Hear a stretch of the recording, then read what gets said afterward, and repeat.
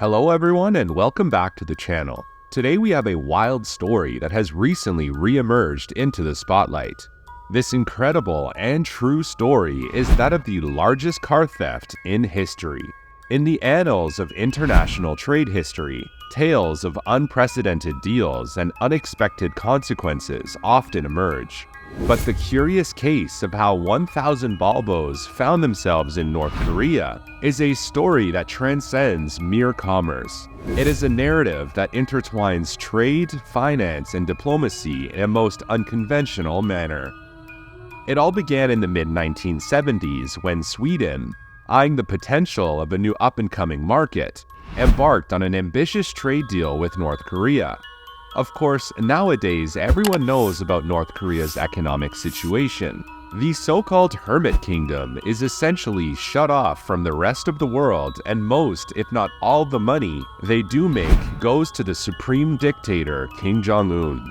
He then spends the bulk of it on lavish expenses and the North Korean military. Back in the 1970s, however, the country wasn't doing so badly. After the Korean War, their economy was rebuilt and it became a functioning industrial state.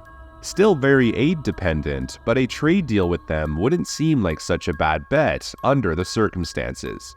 With this in mind, the Swedes, known for their industrial expertise and the production of robust, reliable vehicles, saw an opportunity to export their sturdy Volvo 144 sedans to North Korea.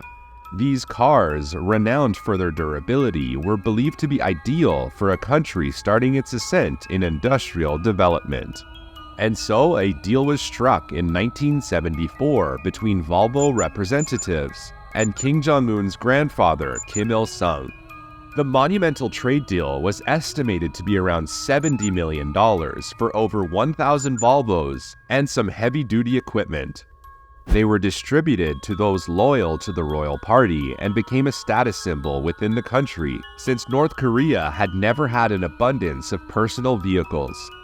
The deal was initially a success, with North Korea even asking Sweden to establish an embassy in their country, the first Western country to have serious ties with the Hermit Kingdom.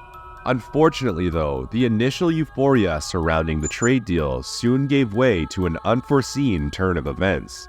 North Korea, despite the goods being delivered, failed to honor its financial obligations. As deadlines for payments were overlooked, the debt accumulated, and the interest on the unpaid $70 million bill for the delivered vehicles and other industrial equipment started to accumulate very quickly.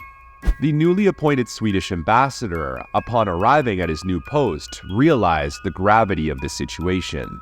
While walking around the streets of North Korea, he quickly understood that they had grossly overestimated their industrial capabilities, and it quickly became apparent to him that the debt owed would probably never be paid.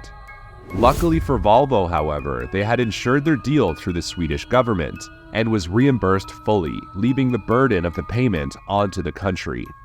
To this day, Sweden still sends 2 notices every year to its business partner, reminding them of their overdue payment, and twice a year it is simply ignored. The process has an odd formality to it, almost as if it's required etiquette. Currently, North Korea owes Sweden a whopping $322 million, with the interest occurred since their original deal. While the financial loss was significant, the saga of the unpaid Volvos took a life on its own within North Korea. Despite not being paid for, the distributed Volvos found a place among the country's ruling elite. These cars, resilient and reliable, stood as symbols of status, showcasing their longevity and quality, even as they aged through the years and still being driven around to this day.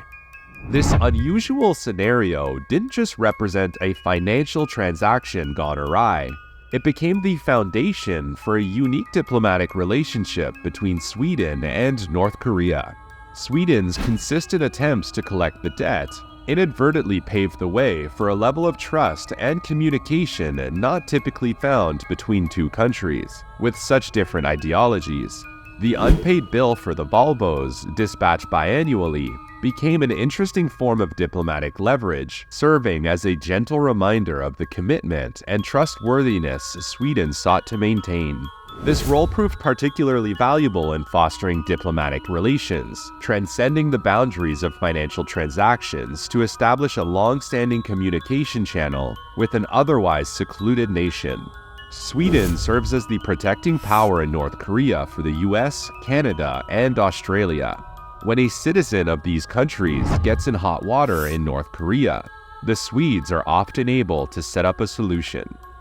Although Volvo's bet on North Korea failed to bear any fruit, the lasting impact it had on the two countries is a funny twist of fate. It serves as a stark reminder that while financial debts may be unpaid, the bridge of trust and communication built over unpaid invoices often holds more value in the world of diplomacy and international relations.